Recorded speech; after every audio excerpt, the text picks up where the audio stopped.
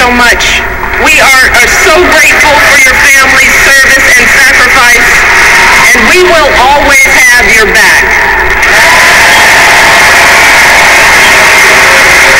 Over the past few years as First Lady, I have had the extraordinary privilege of traveling all across this country, and everywhere I've gone and the people I've met and the stories I've heard, I have seen the very best of the American spirit. I've seen it in the incredible kindness and warmth that people have shown me and my family, especially our girls. I've seen it in teachers in a near bankrupt school district who vowed to keep teaching without pay. I've seen it in people who become heroes at a moment's notice, diving into harm's way to save others, flying across the country to put out a fire, driving for hours to bail out a flooded town. And I've seen it in our men and women in uniform and our proud military families. In wounded warriors who tell me they're not just going to walk again, they're going to run, and they're going to run marathons.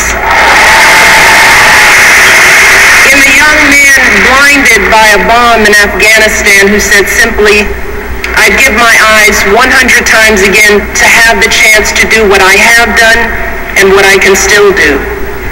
Every day, the people I meet inspire me. Every day they make me proud. Every day they remind me how blessed we are to live in the greatest nation on earth.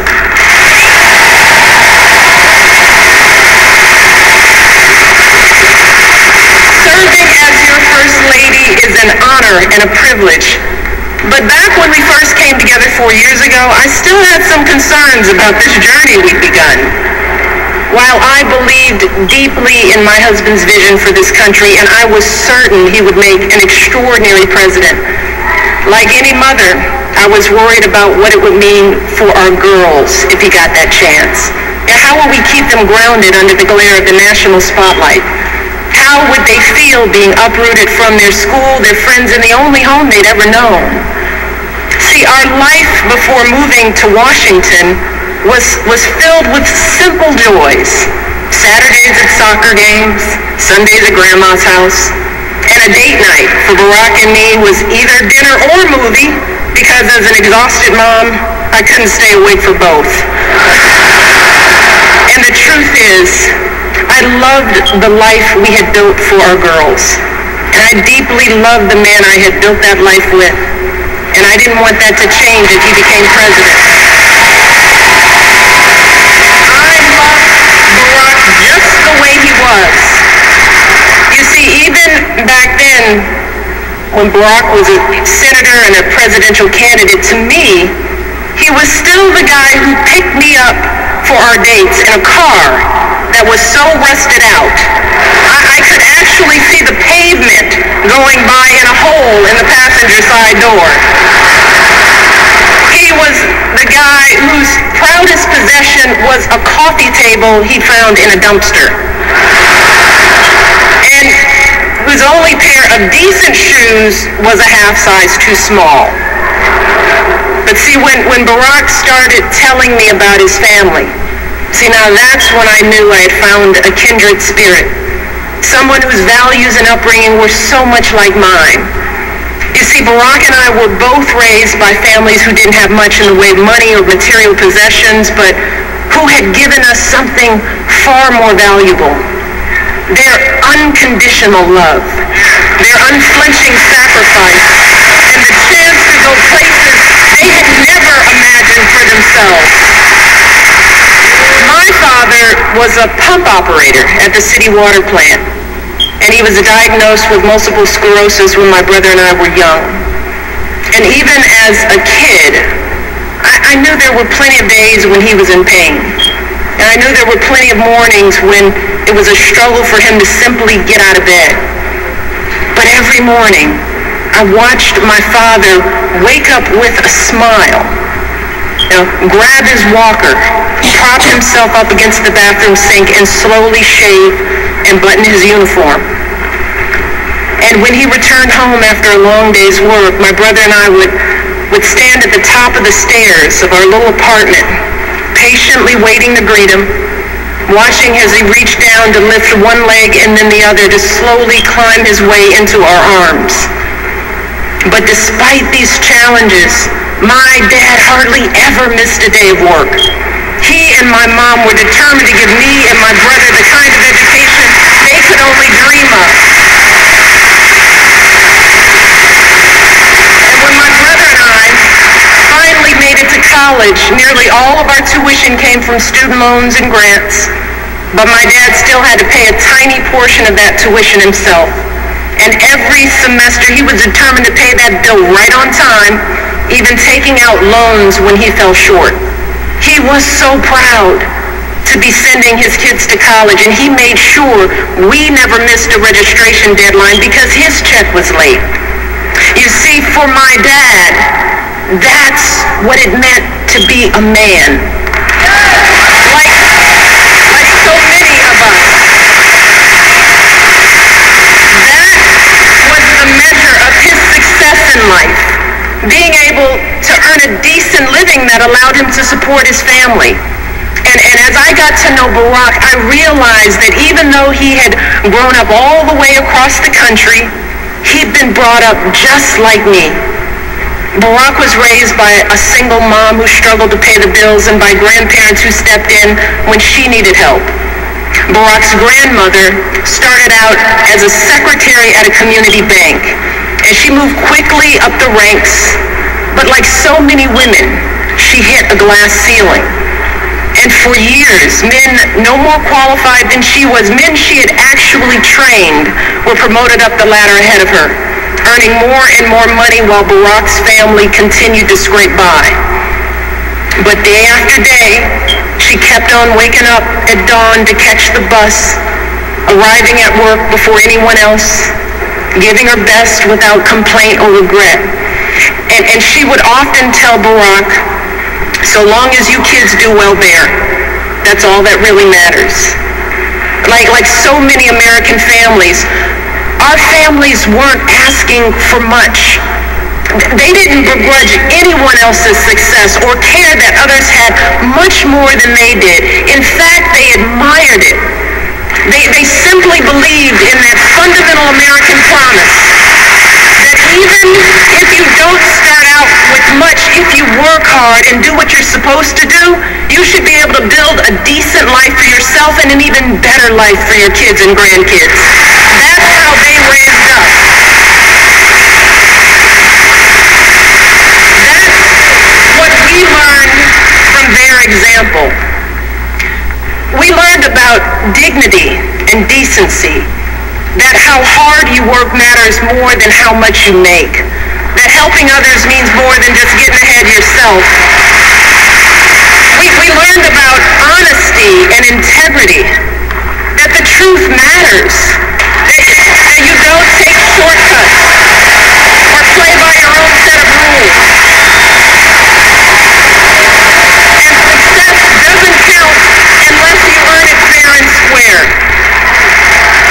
We learned about gratitude and humility, that so many people had a hand in our success, from the teachers who inspired us to the janitors who kept our school clean. And we were taught to value everyone's contribution and treat everyone with respect. Those are the values that Barack and I and so many of you are trying to pass on to our own children.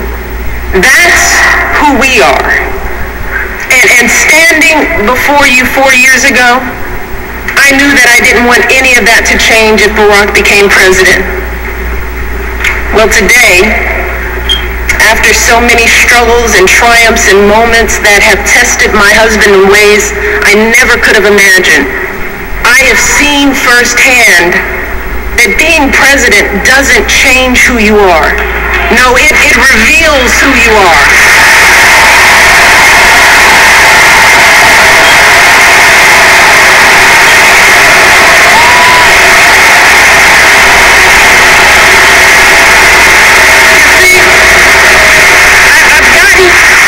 Up close and personal what being president really looks like. And I've seen how the issues that come come across a president's desk are always the hard ones. The problems where no amount of data or numbers will get you to the right answer. The judgment calls where the stakes are so high and there is no margin for error. And as president, you're going to get all kinds of advice from all kinds of people. But at the end of the day, when it comes time to make that decision as president, all you have to guide you are your values and your vision and the life experiences that make you who you are.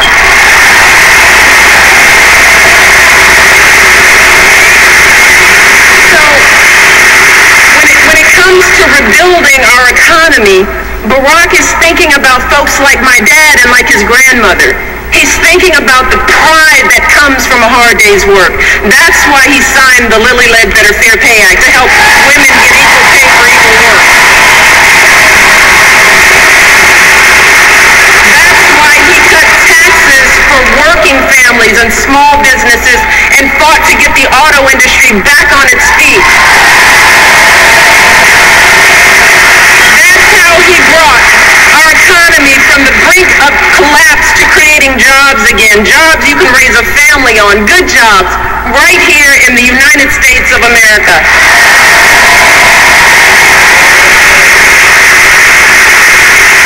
When it comes to the health of our families, Barack refused to listen to all those folks who told him to leave health reform for another day, another president.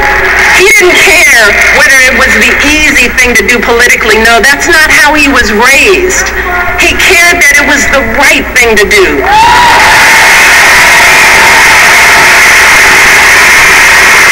He did it because he believes that here in America, our grandparents should be able to afford their medicine. Our kids should be able to see a doctor when they're sick. And no one in this country should ever go broke because of an accident or an illness.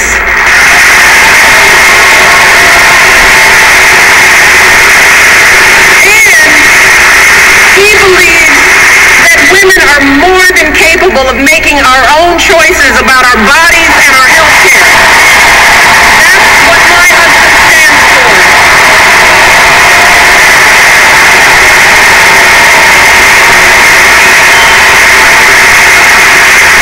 When it comes to giving our kids the education they deserve, Barack knows that, like me and like so many of you, he never could have attended college without financial aid. And believe it or not, when we were first married, our combined monthly student loan bill was actually higher than our mortgage. Yeah, we were so young, so in love, and so in debt.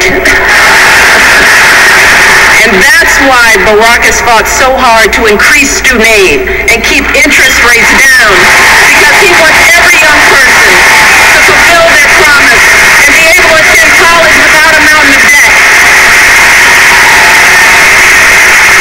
So in the end, for Barack, these issues aren't political.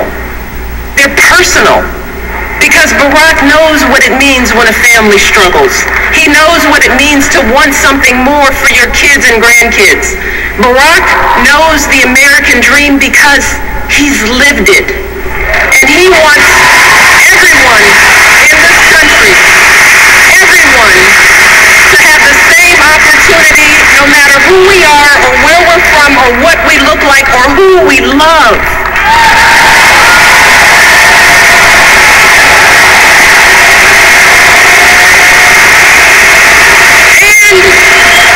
He believes that when you've worked hard and done well and walked through that doorway of opportunity, you do not slam it shut behind you. No, you reach back and you give other folks the same chances that help you succeed.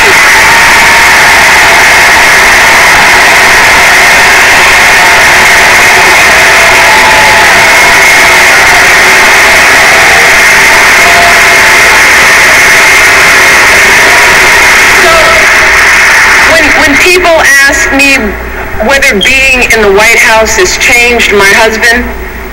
I can honestly say that when it comes to his character and his convictions and his heart, Barack Obama is still the same man I fell in love with all those years ago. And He's the same man who started his career by turning down high-paying jobs and instead working in struggling neighborhoods where a steel plant had shut down, fighting to rebuild those communities and get folks back to work. Because for Barack, success isn't about how much money you make, it's about the difference you make in people's lives.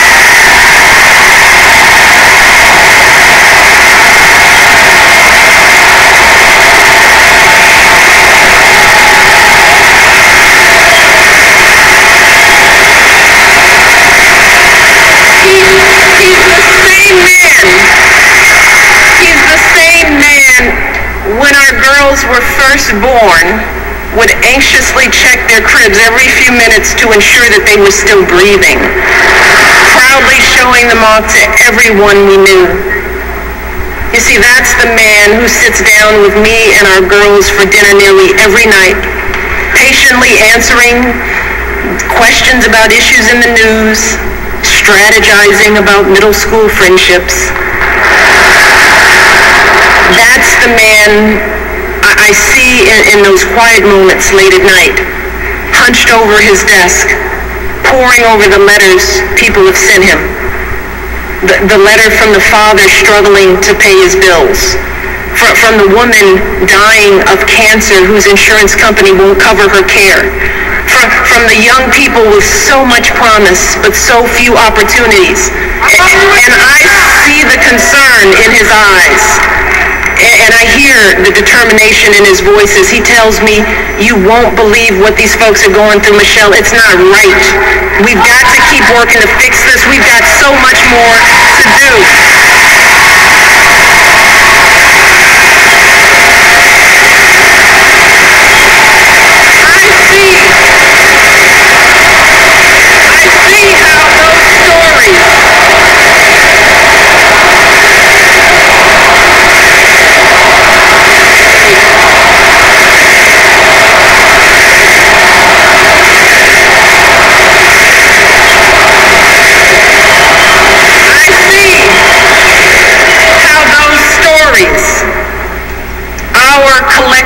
Of struggles and hopes and dreams.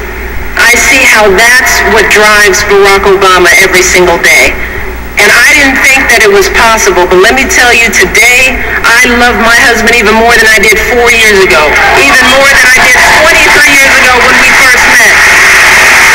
Let me tell you why. See, I love that he has never forgotten how he started.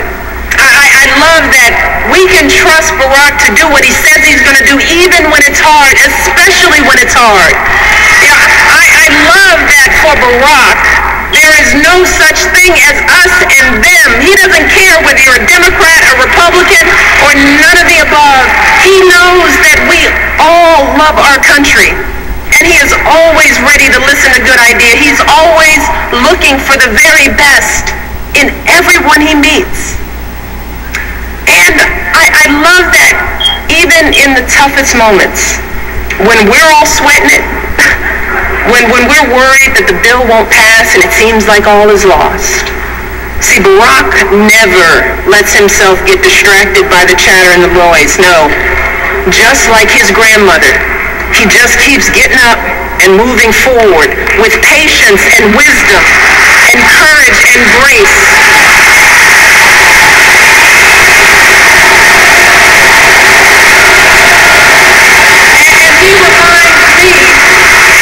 He reminds me that we are playing a long game here, and that change is hard, and change is slow, and it never happens all at once, but eventually we get there. We always do. We get there because of folks like my dad, folks like Barack's grandmother, men and women who said to themselves, I may not have a chance to fulfill my dreams, but maybe my children will. Maybe my grandchildren will. See, so many of us stand here tonight because of their sacrifice and longing and steadfast love, because time and again they swallowed their fears and doubts and did what was hard. So today, when the challenges we face start to seem overwhelming or even impossible, Let us never forget that doing the impossible is the history of this nation. It is who we are as Americans. It is how this country was built.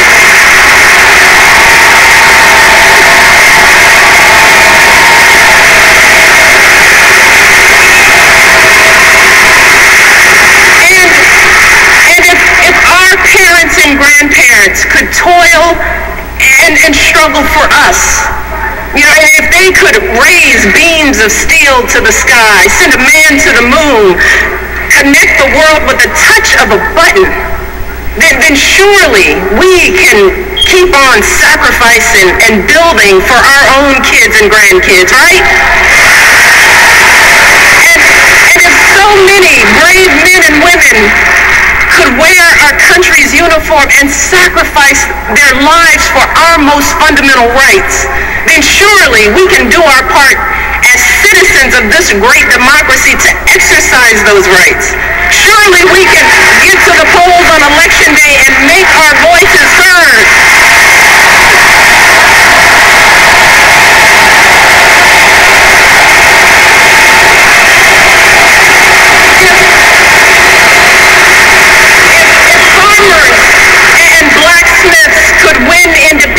From an empire, if immigrants could leave behind everything they knew for a better life on our shores, if women could be dragged to jail for seeking the vote, if a generation could defeat a depression and define greatness for all time, if a young preacher could lift us to the mountaintop with his righteous dream, and if proud Americans can be who they are and boldly stand at the altar with who they love, then surely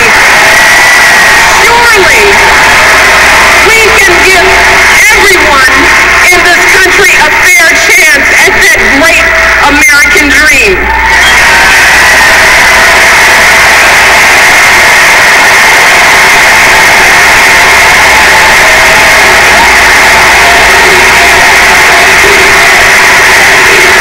Because in the end, more than anything else, that is the story of this country.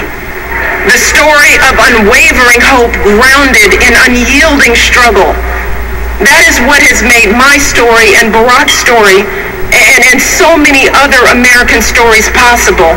And let me tell you something, I say all of this tonight, not just as First Lady, no, not just as a wife. You see, at the end of the day, my most important title is still Mom-in-Chief.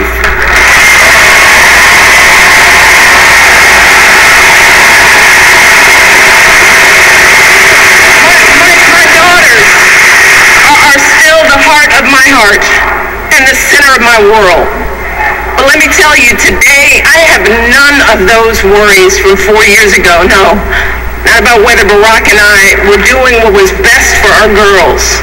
Because today, I know from experience that if I truly want to leave a better world for my daughters and for all of our sons and daughters, if we want to give all of our children a foundation for their dreams and opportunities worthy of their promise, if we want to give them that sense of limitless possibility, that belief that here in America there is always something better out there if you're willing to work for it, then we must work like never before.